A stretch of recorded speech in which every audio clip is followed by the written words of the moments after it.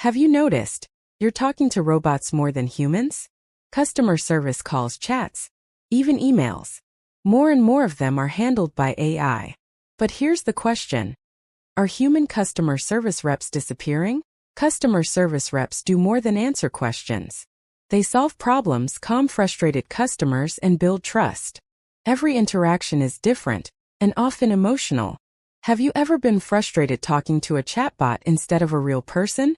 AI is rapidly transforming customer service. Companies like Zendesk and Intercom use AI-powered chatbots to handle millions of interactions. These bots can answer questions instantly, any time of day.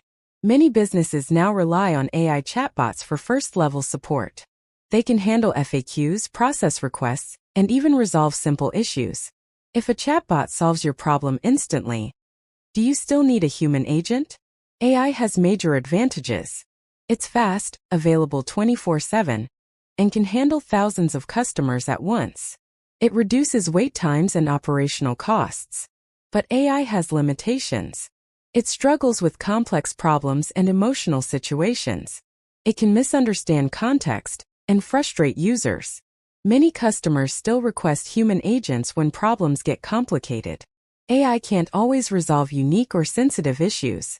Have you ever said talk to a human during a support chat?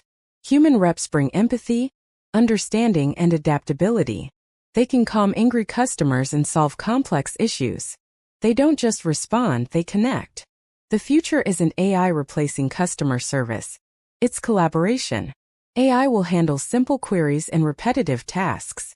Humans will handle complex and emotional interactions. So what do you think? Will customer service become fully automated?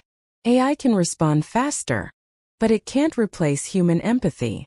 Customer service is about people, not just problems. So the real question is, will humans adapt or be replaced?